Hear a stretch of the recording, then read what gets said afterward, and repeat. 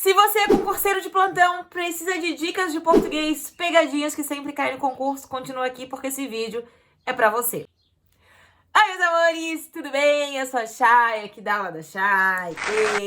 E no vídeo de hoje eu trouxe dicas que se tornam pegadinhas aí pra você que é concurseiro, concurseira, que está iniciando seus estudos e precisa de dicas de português.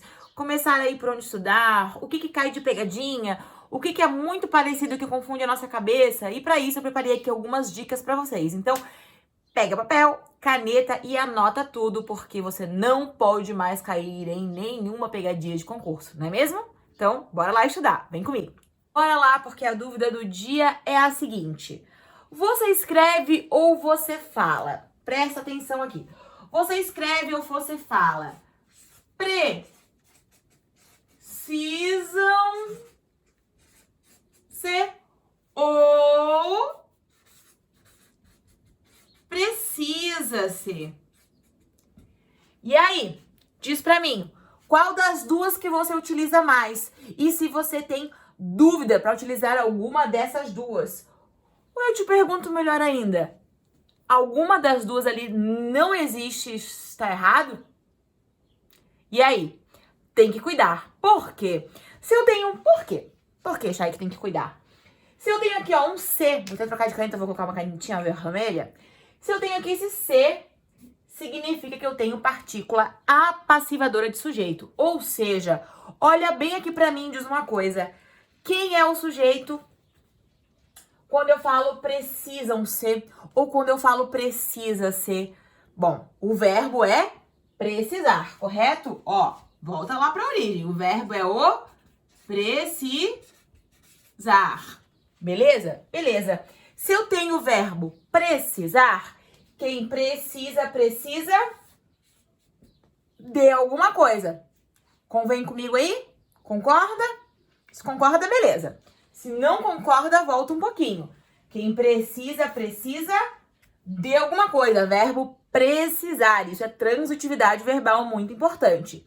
Ok. Chay, entendi a transitividade verbal.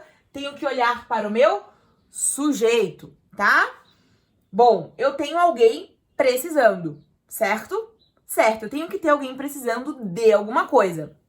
Alguém que precisa de alguma coisa. Mas quando eu passo para o plural, eu estou dizendo para vocês que eu tenho mais do que um, ou eu não tenho. Na verdade, eu não tenho. Na verdade, o correto é eu dizer precisa ser, e aí você diz o que está sendo precisado. Então, precisa-se de cozinheira. E aí continua, tá? Por quê? Porque a ideia do precisam-se ou precisa-se é você olhar aquilo que está sendo precisado, porque nesse caso aqui eu não tenho um sujeito para determinar, tá? E aí, com isso, eu tenho que focar, tá? Somente no que está sendo precisado. Então, se aparecer para você precisam-se, elimina, porque não utilizamos, beleza? A diferenciação e a utilização do A sem o H e do A com o H. Tem uma galera que confunde? Tem uma galera que confunde muito. Os três As aí, porque o som é o mesmo, né? E a gente confunde muito quando o som é parecido. Eu posso falar para vocês um A craseado, que a pronúncia é A, um A sem crase, que a pronúncia é A, e o A com H, que a pronúncia continua sendo A. A diferença é a utilização. E para te ajudar agora e não confundir a sua cabeça, vamos de A sem o H e vamos de A com H. Beleza? Beleza. Então, o primeiro é A sem H, que ele tem alguns encaixes aí. Na ideia de vir acompanhado de um substantivo, ele é um artigo. Se eu falo assim, ó, a minha blusa é listrada. A minha blusa. A blusa, né? Ele vem para acompanhar um substantivo, porque blusa dá nome a alguma coisa, é um substantivo. E o a blusa é um artigo. Então, ele faz sentido apenas de acompanhar ali um substantivo, tendo a função sintática de artigo. Limpinho, sem crase, sem acento, ó, chuchuzinho. Agora, ele também é utilizado com a ideia de tempo. Se eu falo assim pra vocês, daqui a pouco tenho aula. daqui a pouco, um tempo futuro, daqui a um pouquinho, tá? Eu uso o daqui a pouco, sem crase e sem H. É o a para expressar que é um tempo futuro. Agora, o a com H tem duas situações bem fáceis também e bem bonitinhas. Se eu digo assim, ideia de tempo. Há 5 anos me formava na faculdade. Há passado. Eu não preciso dizer há 5 anos atrás, porque isso é redundante. Redundante é eu falar uma coisa e voltar e refalar aquilo de novo. Por exemplo, descer para baixo. Se você desce, só é para baixo. Então, há 5 anos só pode ser passado. Se é passado, é atrás. Então, eu não preciso dizer há 5 anos atrás, basta o há 5 anos. Ok? E outra utilização também do A com H é a ideia de existir. Eu posso estar numa sala com muitas pessoas e digo assim, há muitas pessoas aqui. Existem muitas pessoas aqui. Tem muitas pessoas aqui, tá? Com sentido de quantidade, de existir, de ter alguma coisa. Então cuida porque o A sem o H pode ser artigo ou indicar um tempo futuro e o A com H indica passado e também indica existir, ter alguma coisa. Você usa muito a palavra através de para mostrar a maneira como algo chegou até você ou a maneira como você conseguiu alguma coisa? Porque tem uma diferença em usar o através de e usar o por meio de. Sabia disso? Pois é, se você não sabia, pode estar complicando a sua vida aí. Porque assim, ó, a palavra através, ela tem que ter o sentido de atravessar. Então, quando eu digo assim, que eu falei com um amigo meu através do WhatsApp, através do telefone, não é correto. Por que não é correto? Porque eu não estou atravessando o telefone. Eu estou falando por meio do telefone. É a maneira como eu estou falando. Mas o pessoal confunde. Se eu digo assim, para atravessar, para através de, precisa ser o sol passou através da janela. Porque ele, de fato, passou pelo meio da janela. Ele atravessou. Olha isso, ele atravessou aquilo. Nada que, tá? Nada que não possa atravessar de fato deve ser substituído por através de. Eu vejo o pessoal escrevendo isso muito nas redações.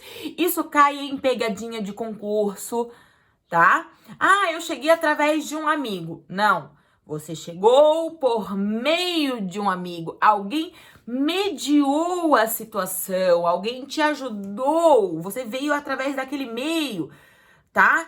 Você não veio, olha quando a pessoa fala, eu vim através daquele meio. Não, eu vim por meio. Eu vim por meio de uma indicação. Tem gente que fala, você veio através de uma indicação. Não, você veio por meio de uma indicação. Então, para não ficar dúvidas, pensa assim, tá?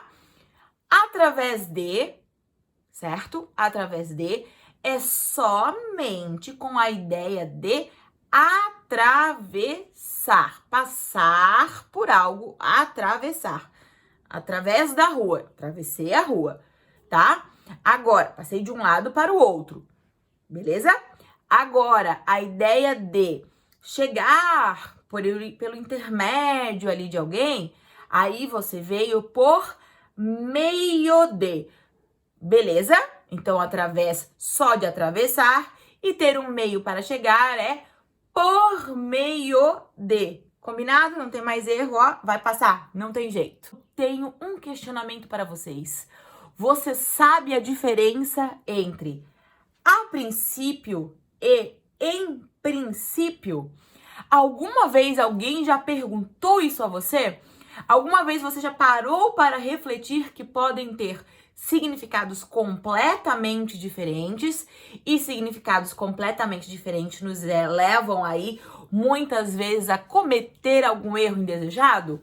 Poxa, você cometer um erro só porque você não consegue encaixar o a ou o em de forma legal, fica mal, né?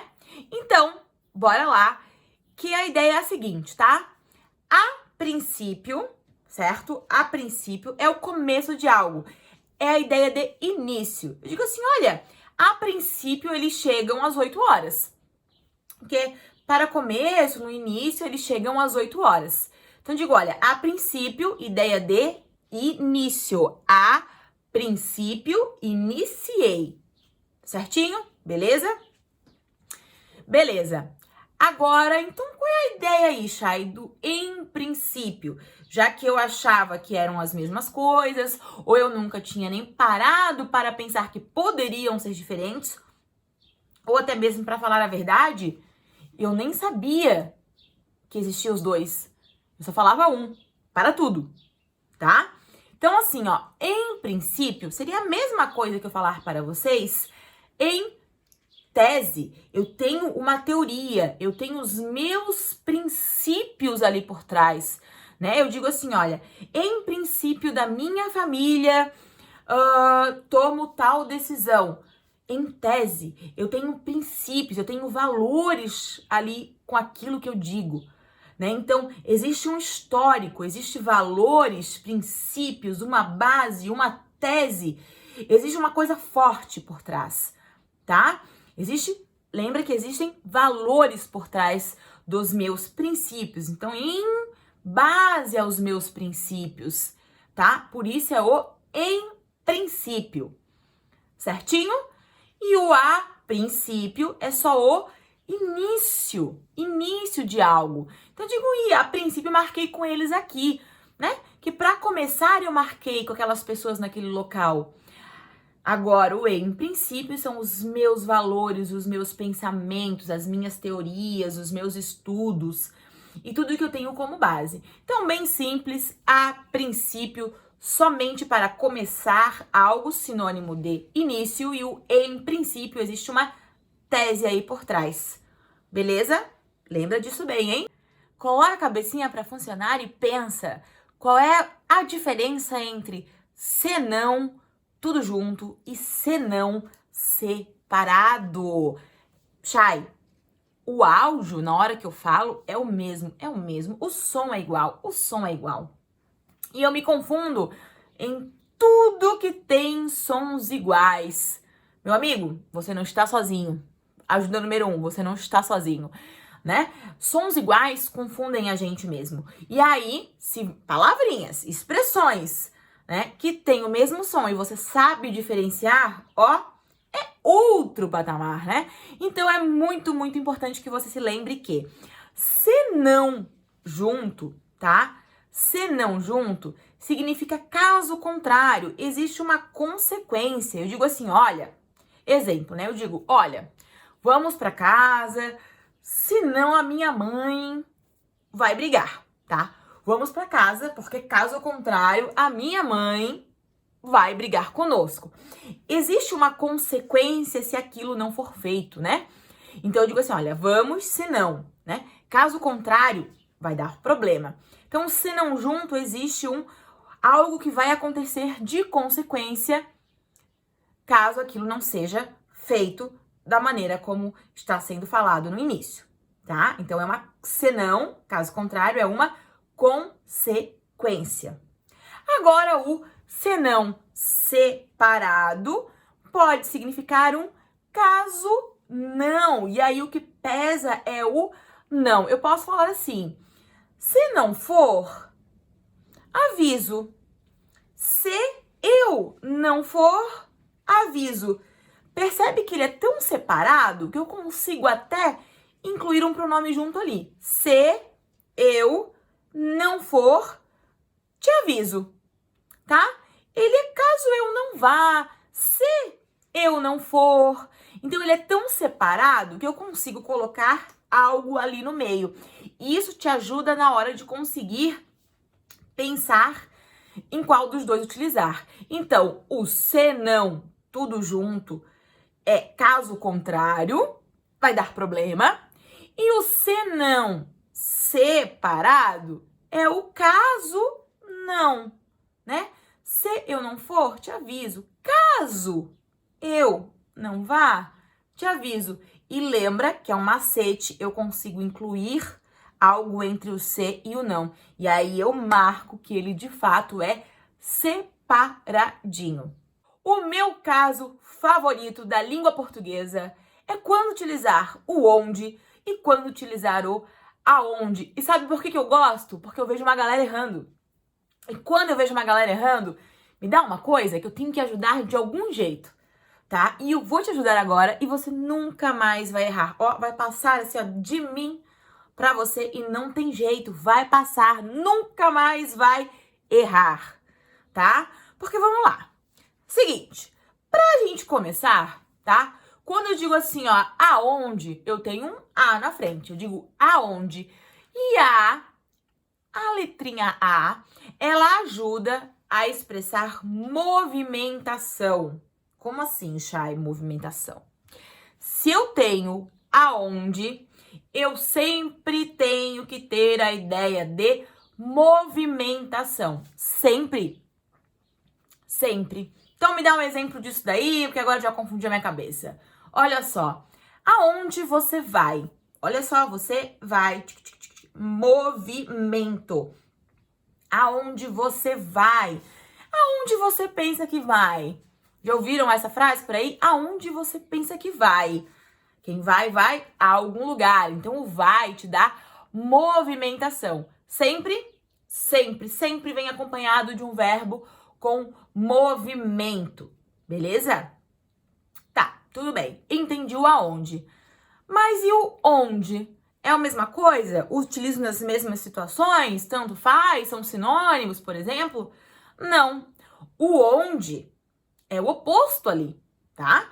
Claro que a ideia de local é a ideia de local, mas enquanto o aonde tem a ideia de movimentação, o onde tem a ideia fixa. Então, se eu quero saber onde alguém está, aí é correto usar o onde. Se eu ligo para alguém e digo assim, oi, onde você está? Quem está em algum local, tá? Então, que local é esse que você está? Onde você está? Local fixo. Outra coisa, onde você mora? Quem mora, mora em um local fixo. Então, onde você está? Onde você mora? Tudo isso que tem ideia de estar parado, fixo, você utiliza o onde, beleza? E sempre que você tiver a ideia de movimentação, deslocamento, aí você vai ter que usar por obrigação o aonde. Para resumir, aonde movimento e onde local fixo. Beleza? Fala uma coisa pra mim. Você ratifica algo ou você retifica algo? E aí? Porque as duas existem e apesar de mudar um A, tá?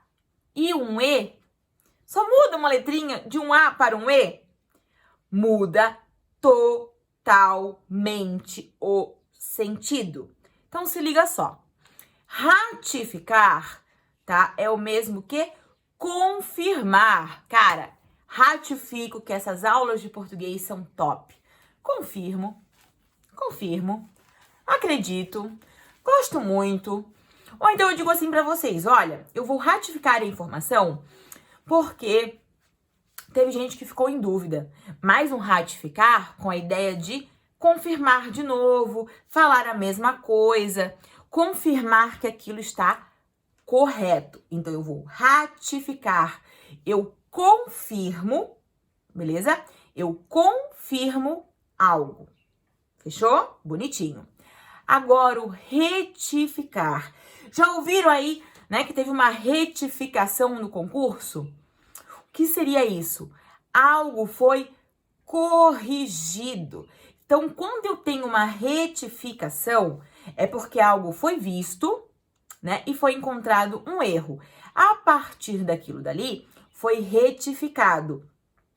Ou seja, foi corrigido. A gente encontra muito a ideia de retificação em concursos, em papéis, em documentos, coisas públicas, né? Eles faziam uma retificação quando houve algum erro. Existe uma retificação do edital, que é muito comum acontecer.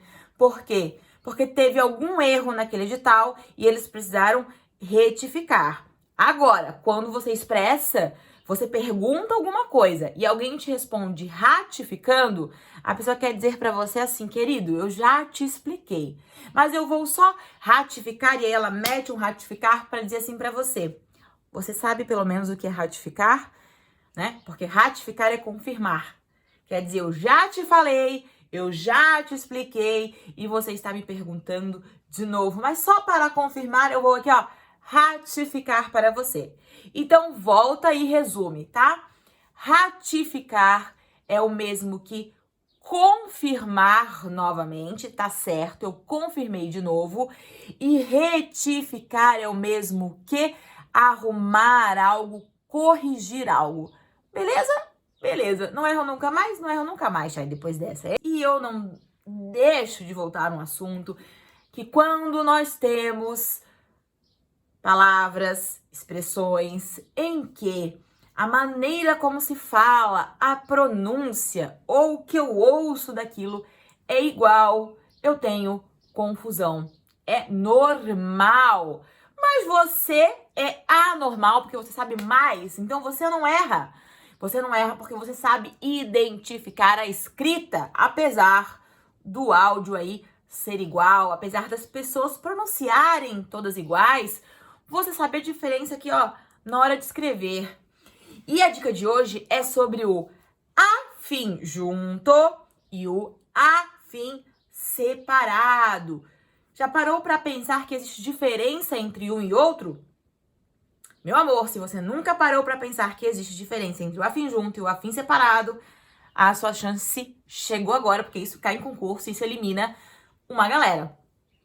Seguinte, afim, tá? Tudo junto é de afinidade. Se eu falar para vocês que nós, aqui, estudantes, temos assuntos afins, é porque nós temos assuntos próximos, assuntos parecidos, nós gostamos de português. Então, se você gosta de português e eu gosto de português, nós temos, por lógica, assuntos afins, assuntos próximos, beleza? Beleza.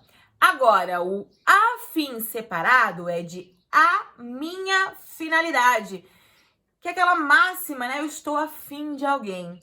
Tá bobinha, lá, né? Eu tô gostando de alguém, tô afim daquilo.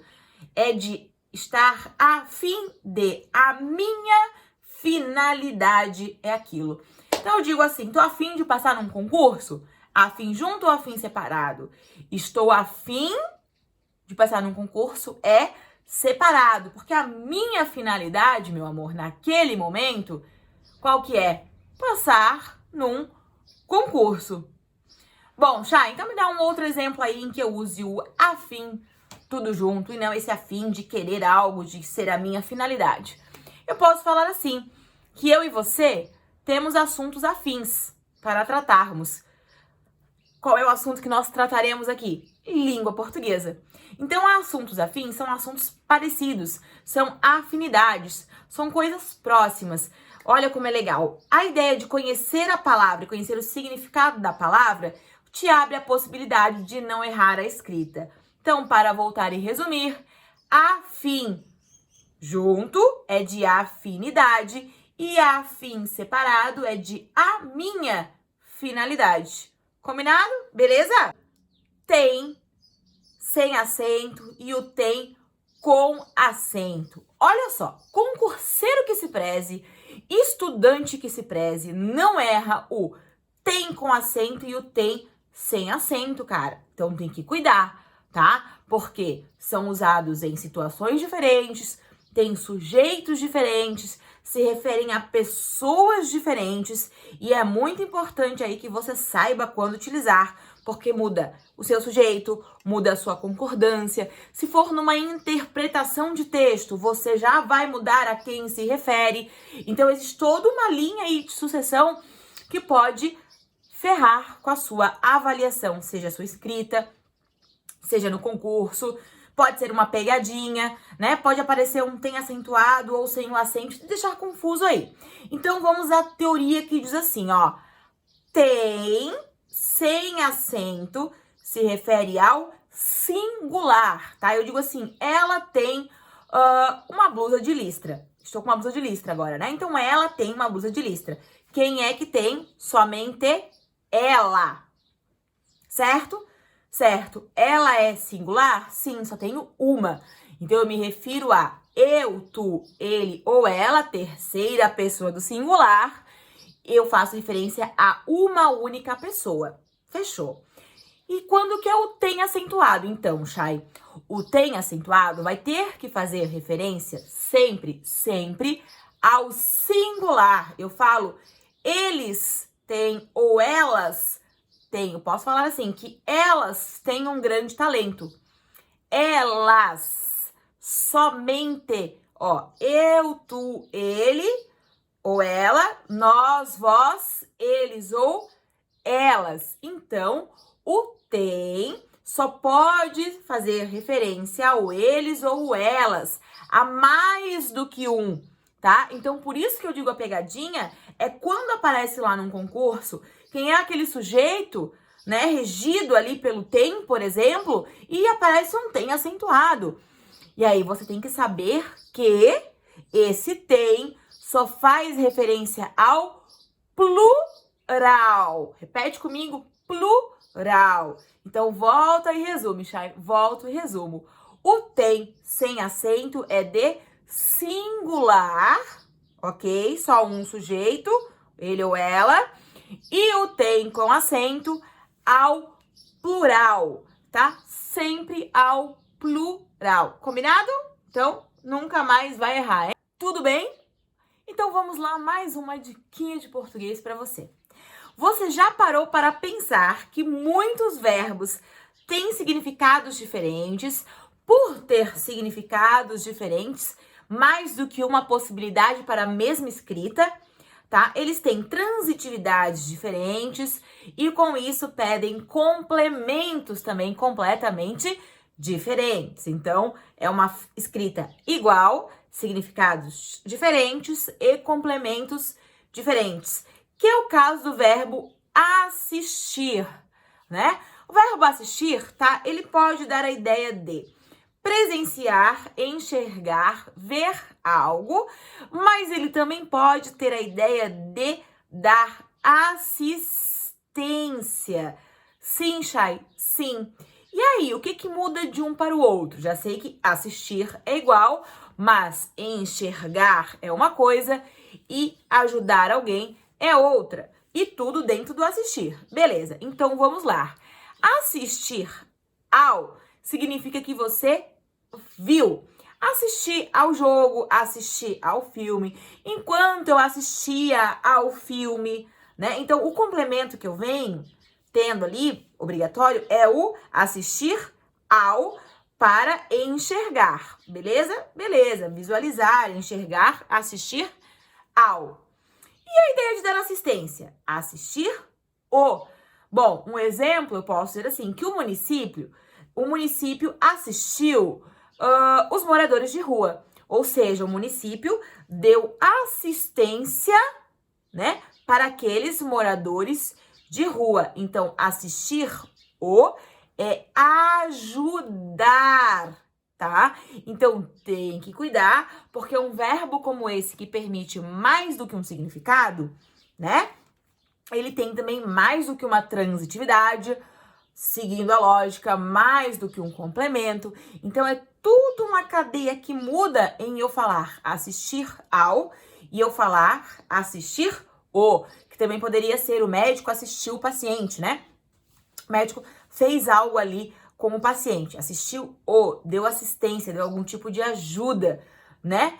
Esteve com ele, não que o paciente ficou aqui, ó, o médico ficou aqui, ó, assistindo ao paciente. Se isso estiver escrito, significa que o médico foi fazendo isso aqui, ó, assistindo ao paciente, olhando para aquele paciente. E não é isso que se faz quando se presta uma assistência. Então, volta aí, assistiu ao enxergar e assistiu o ajudar. Tá bom? Beijo!